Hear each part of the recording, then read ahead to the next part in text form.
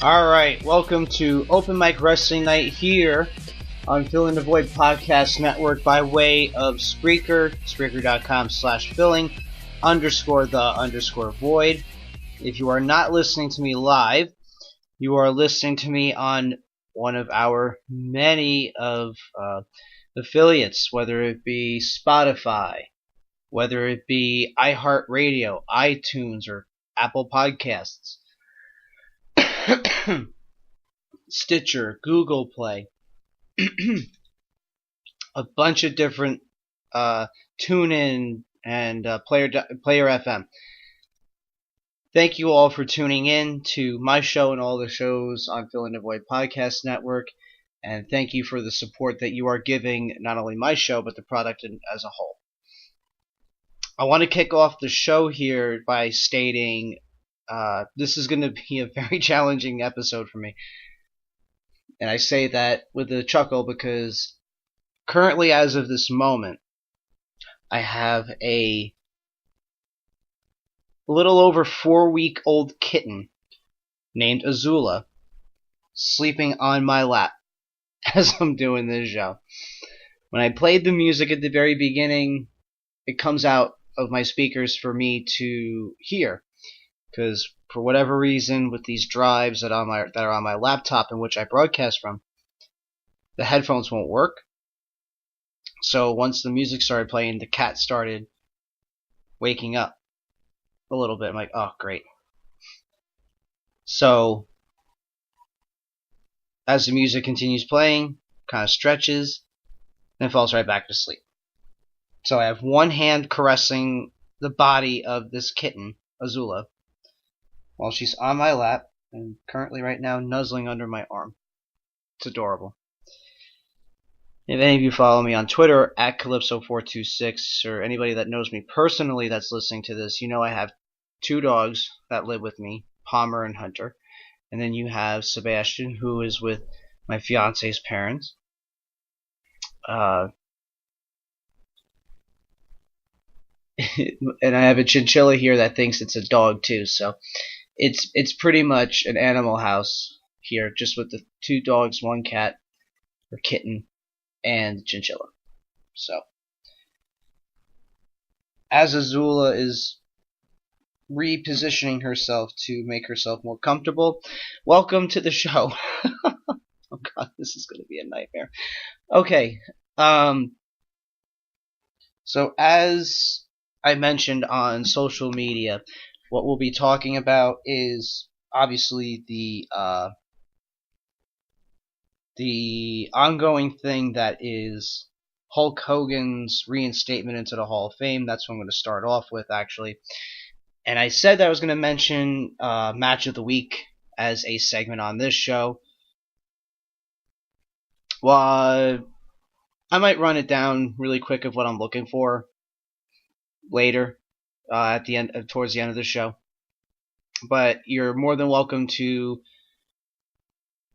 tweet me at Kalypso426 if you have a match of the week for any of the televised products. So that be Impact Wrestling, Ring of Honor, Raw, SmackDown, Live, NXT. You are more than welcome to share that now. If not, we'll get this segment with a little more full head of steam as things come along. But let me bring up the obvious big topic of the week, which happened on Sunday before the Extreme Rules pay-per-view, is the reinstatement of Hulk Hogan to the WWE Hall of Fame. Now, I completely forgot, to be honest, that that he was even suspended. I knew he wasn't employed with a Legends contract for WWE for the video that came out of his racist rant. Now, I'm not going to speak in the terms of what the contents of the video were, what exactly he said, because I didn't watch it. For many reasons, one of them being it's my childhood favorite growing up, my childhood hero. When I first got into wrestling, it was all Hulk Hogan all the time. From Halloween costumes that my mother put together, or things that she bought, and I remember going to school with his costume on, and he had the whole say your prayers, eat your vitamins gimmick. At the time, oh god, I started really watching wrestling. My first event that I remember, obviously I was a fan of it before, otherwise I wouldn't have been crying like a baby that I was, when Hulk Hogan lost the WWF Championship to The Undertaker at Survivor Series, and I remember Bobby Heenan screaming, Hulkamania is dead, Hulkamania is dead, and I, being, 2, 3 years old, seeing that, right?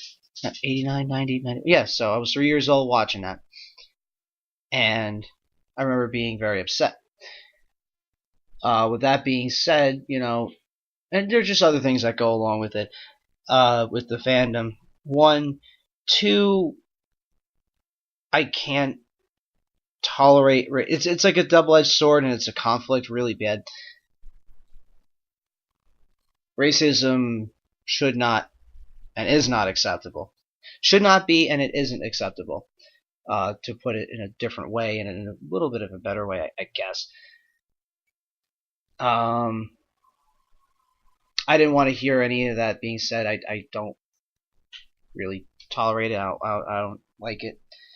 So I just left it as, I'll take people's word for it that it was really bad. The language of it was horrible.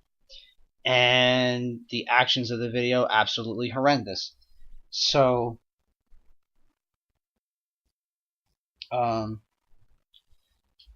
that's basically it for me on that part of it, because I can't comment on the video itself being what it is, because I never watched it. And I'm going to be very honest, I don't care to watch it. So, with that said, my thoughts are, there are a lot of bad people that are in any pro sports Hall of Fame.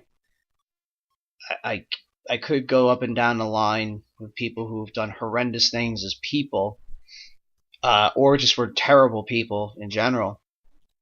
And they're still in the Baseball Hall of Fame, Pro Football Hall of Fame, Pro Basketball Hall of Fame, all of that. And yet they still have that honor of being a Hall of Famer. So,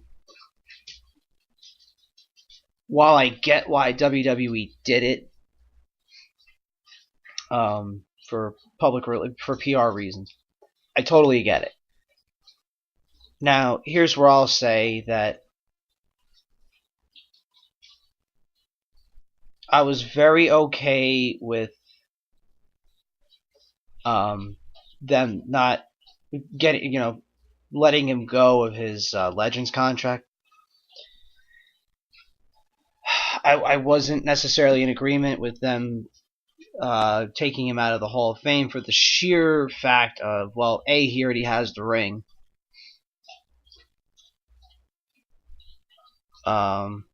You already awarded him with the part of it with the Hall of Fame. And, there's no reason to take him out of it. Because, you can't deny his contributions to pro wrestling. He single-handedly, at the time, began making pro wrestling what it is today. And why I say began, because then it was Hogan. Not so much Michaels and Hart, but then during the big boom and revival of wrestling, you have Austin, Rock, Hogan, again, with his heel turn with the NWO, and Goldberg, among other people. Dallas Page, the other outsiders, Hall and Nash, because they were the start of the Monday Night War, pretty much. Rock, Austin, they helped catapult the WWE to major success. Mick Foley, But Hogan was it. He pretty much helped and boosted Vince McMahon's territory into a worldwide juggernaut. So I always looked at the Hall of Fames as you're honoring those people for the accomplishments. Now, for a guy like Chris Benoit, I understand why he's not going in. He'll never go in. He'll never see the light of day of anything of the Hall of Fame or any other pro wrestling Hall of Fame. Nor should he. He murdered his wife and his son. Now you're saying, well, Hogan did this. Why do you say that about Benoit versus... Because it was already done, the Hall of Fame. Just from stories by itself, when you're talking about Hogan and all the guys of the 80s or, the 80s and early 90s of pro wrestling, just by the actions of what they did. I mean, look at Ric Flair. All the stuff that he did, womanizing, excessive drinking, probably drug use. I mean, Hogan, you already know from stories of other talents that he was, it was a big drug culture in the 80s. A lot of these guys, if you're going based on personal, life decisions, many of them should not be in the Hall of Fame. Period. Again, the Benoit thing, I understand. The Hogan thing already happened. Let him go of his Legends contract, and, that's bad enough. You can stay in the Hall of Fame, just don't really acknowledge it. I don't know. I might be thinking, naive, and I might be really clouding my having my Hogan fandom cloud the bigger picture here. I very much understand that. But for what he did, again, I never watched a video, for the language he used and this, that, the other, he made a mistake. And if guys like Mark Henry, who is an African American,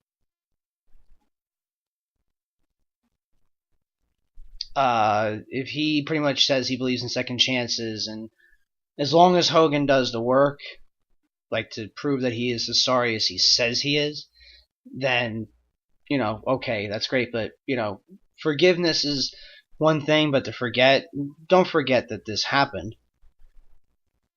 So, there will be a time, I think, where most, if not all, haven't already. Well, not all.